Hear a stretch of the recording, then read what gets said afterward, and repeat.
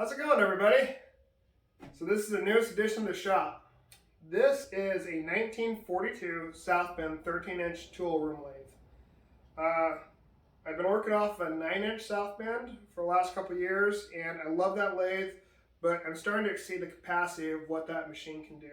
So I needed something a little bit bigger, and this one came up on Craigslist. I went and inspected it and decided to pull the trigger and get it, and so got it home the other night, and here it sits. It's fully functioning. The guy has it hooked up to this variable frequency drive that came with it, and that runs a 1 horsepower 3-phase motor, and you control that from right here where you retrofit this box up here with a potentiometer and forward and reverse switch. I've done some test cuts on this thing, and it's a night and day difference between that 9-inch. It has a lot more power, can take a lot heavier cuts, and just a lot more rigid. Really cool thing about this lathe is it has this little plaque right down here on the base of it that says it was purchased by the U.S. Navy in 1942. So this lathe very well could have been on a warship, it could have been on a submarine, or it could have been a Navy yard building parts for the war effort in World War II. So just a ton of history here. It's probably going to be a multi-part series, and what I'm planning on doing is taking you guys step by step through the process with me as I rebuild this. I bought off eBay. It comes with a rebuild kit, some new felts for all the bearings, and it has an instruction manual on how to rebuild these lathes. There's a lot of parts in here, and I want to make sure that I'm doing it the correct way, not just kind of going trial by error like I do with a lot of other tools, because a lot of other things, they're fairly simple to rebuild, but a precision machine like this, I want to make sure I'm following the manual and making sure I'm torquing everything the right specs and trying to get it as original as possible. So like I said, probably a multi-part series to take you guys along, because there'll be a lot of videotaping for this, and yeah. So hopefully you guys join me with it, and thank you for watching. So as you can see, this thing's definitely needs some new paint. There's the tags right there. It's your South Bend tag. And right below that is a U.S. Navy tag.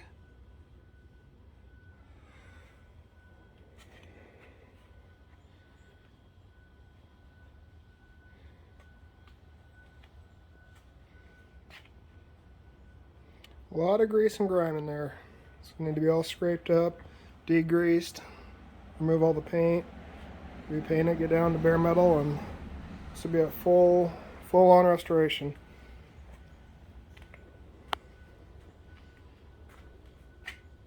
So I'm here, I can show you this. There is a crack you can see right there in this top plate right there. That's the belt guard cover. I'm going to figure out how to fix that. It's probably going to get brazed. There's all the electrical components that normally get mounted on the wall. And right back there, there used to be a tag for, I think that was a South Bend emblem. So let's go ahead and start the teardown.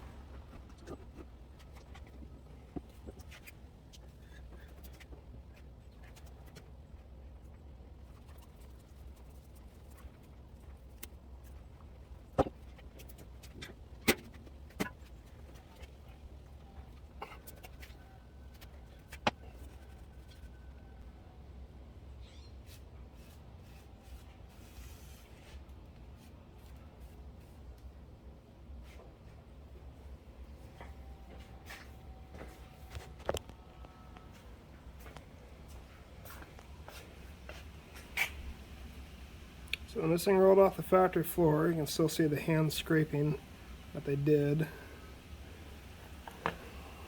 This has been protected from that headstock sitting on it for all these years.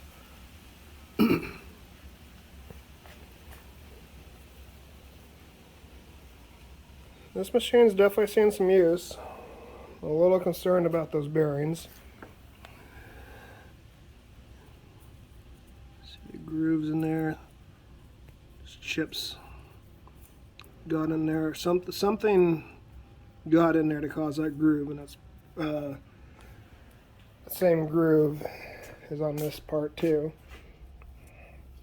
You can feel it in there.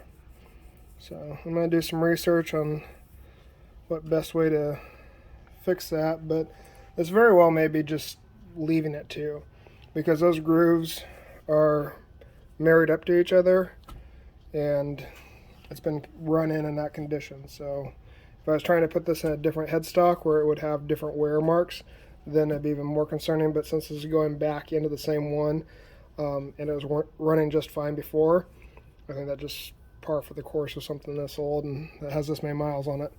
So I'll do some research and see if there's something I can't do for it. And see right here, it's your take-up bearing right there.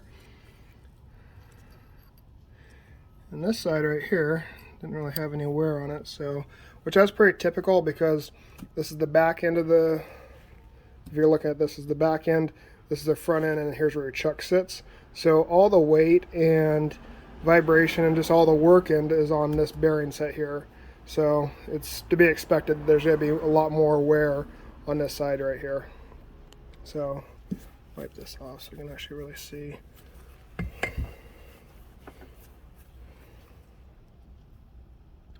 It's not chowdered up too bad. I mean, it's not great. I was hoping for it to be a little bit better than that, but I can feel it, but it's not catching on my fingernails, so they're not super deep grooves. You can see in here, this is how the oil would travel. So you have this wick right there. It's on a spring that pushes that wick up, so it's always up against that bearing surface. And oil will, as this thing's turning, will weep up, will be wicked up, and go through these channels here. And these channels will carry it around and allow it to oil up all the surfaces. Same thing here. Got that wick right there. Oil comes up, and we'll get in all these channels, and once this thing's warmed up and running, you should have standing oil in every one of these channels here. And as that oil weeps out of the side, so it'll come out the back side, and it will come out the front side here. And see how this is at a kind of a chamfered in angle? Well, what's happening is that oil will weep out and come down here, and there's a little fill or a little hole right there where it will wick back into the reservoir. Because right here, that's your fill spout, there's actually a little reservoir that this is sitting in.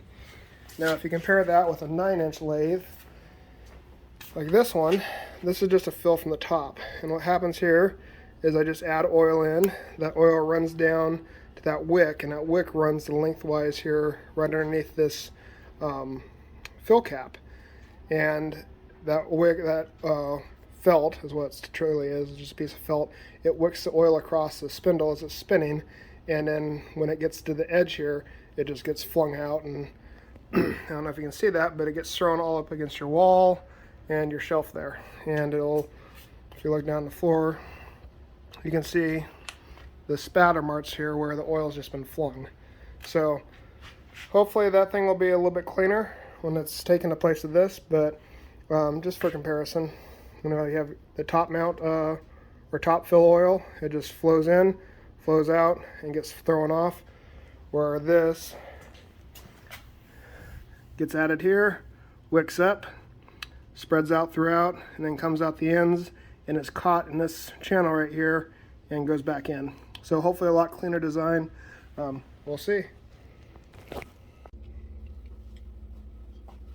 So with any parts I have that are especially critical like this, that they go back a certain way, plastic bags and zip ties. So I've just loosely zip tied this, the shims into the position that they went. So they're not going to get mixed up as they sit in this bag here. Also, just there's probably no reason to do it, but I like to keep the bolts that went with the back bearings in the same bag with it. So when I go to assemble this again, I take it out. These bolts go on this bearing set here. The shims are the same. I'm still going to go through and clean this later, but right now I just want to get everything bagged up and separated so I can systematically go through it and clean it, and then rebag it, and then when I get this thing back to sandblasting, it'll be like getting a kit that you get in the mail.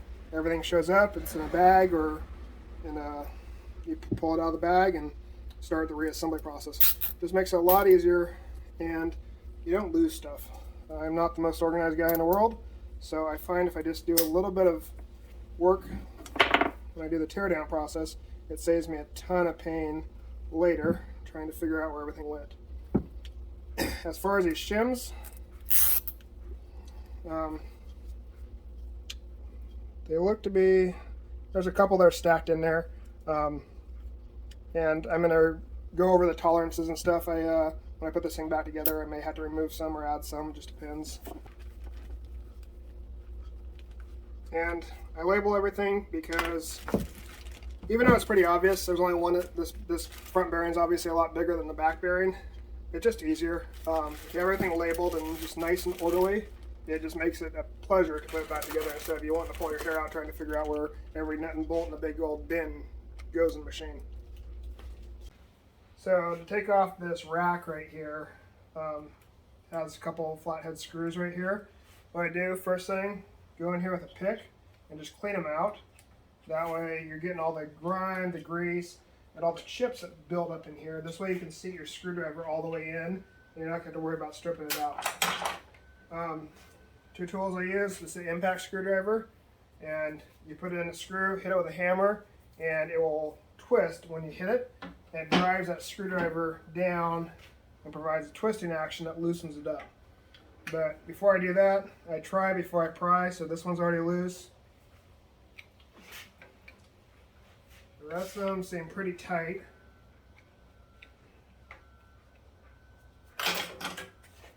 So just go down the line here. Seat in.